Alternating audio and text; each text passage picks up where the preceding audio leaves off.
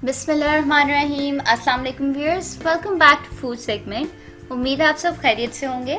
जैसे कि अब तक आपको पता चल गया, आज हम आपके लिए बहुत स्पेशल रेसिपी लेके आए हैं, सिल्की बटर फ्रॉस्टिंग, जो कि हीट में भी स्टेबल रहती है। तो बेकर्स के लिए बहुत आइडियल रेसिपी है। ध्यान से देखिएगा, केक के ऊपर जो खूबसूरत खूबसूरत डिज़ाइन बनते हैं फॉरेन केक्स के ऊपर, वो इसी बटर फ्रॉस्टिंग की मदद से बनते हैं। तो चलिए शुरू करते हैं। सबसे पहले आपने फुल चेयर लिया, ठंडा पानी एक बड़े बाउल में ले लेना, उसके अंदर एक शीशे का बाउल रख लेना है। इसके अंदर हम यूज़ करेंगे सॉल्टेड बटर। ये जो मक्खन है, इसको सिर्फ इतने टेम्परेचर पे हमने बाहर रखा है कि इसके अंदर थोड़ा सा बहुत ज़्यादा मेल्ट नहीं करना। बेसिकली आपने 20 से 25 डिग्री सेल्सियस पे आपका टेम्परेचर होना चाहिए। तो ये जो बटर फ्रॉस्टिंग है, इसको हम इसलिए आज जो बनाना सिखा रहे हैं कि ये जो गर्मी है, इसके अंदर मक्खन मेल्ट हो जाता है, फ्रॉस्टिंग आसानी से काम नहीं करती। तो ये हीट स्टेबल बटर फ्रॉस्टिंग है, तो इसके अंदर जो आसानी से ये हब्स के अंदर गर्मी के अंदर मेल्ट नहीं होगी। तो आपने जो मक्खन लिया है, इसको आपने क्रीम कर लेना थोड़ा सा किसी भी इलेक्ट्रिक बीटर की मदद से, तकरीबन 3 मिनट तक। तो एक बार क्रीम करने के बाद मैंने इसको थोड़ा स्क्रैप किया कि साइड का मक्खन भी जो है इसके अंदर मिक्स हो जाए। थोड़ा सा क्रीम कर लेंगे मज़ीद हम। यहाँ पे इसका कलर थोड़ा लाइट हो जाएगा क्रीम करने के बाद। अब इसके अंदर आपने डालना शुरू करनी है आइसिंग शुगर। जितने भी इंग्रेडिएंट्स हैं उनकी तादाद जो है, मिकदार है, वो आपके डिस्क्रिप्शन बॉक्स में आप वहाँ से देख सकते हैं। आइसिंग शुगर आपने यहाँ पर पूरी एक बार ही इकट्ठी नहीं डाल देनी, 4 हिस्सों में डिवाइड करके डालनी है। तो बेसिकली पहला हिस्सा हमने यहाँ पे ऐड कर दिया। मैं आपको बताती चलूँ कि आइसिंग शुगर ही आपने बाज़ार वाली इस्तेमाल करनी है। घर में पीसी हुई चीनी और बाज़ार की आइसिंग शुगर में फ़र्क होता है। फ़र्क ये कि जो बाज़ार वाली आइसिंग शुगर होती है, उसके अंदर ऑलरेडी स्टार्च एडेड होता है और हमें वो इस रेसिपी के लिए चाहिए। तो आप घर पे पीस कर चीनी इस्तेमाल नहीं करेंगे। सस्ती होती है आइसिंग शुगर, तो आप बाज़ार से ही ख़रीद लेंगे।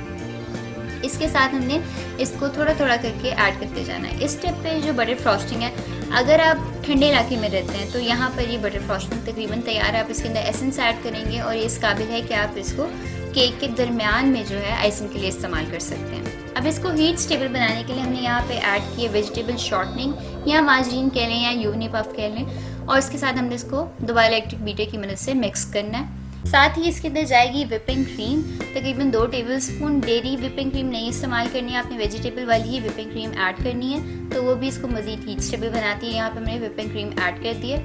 अब आप यहाँ पर वनीला एसेंस और बटर एसेंस ऐड करके अगर इसको मिक्स कर लें तो तकरीबन कंसिस्टेंसी इस काबिल है कि आप इसको केक के दरमियान जो है आइसिंग करने के लिए दरमियान वाली लेयर्स में ये बटर फ्रॉस्टिंग उसके लिए बड़ी आइडियल तैयार होगी।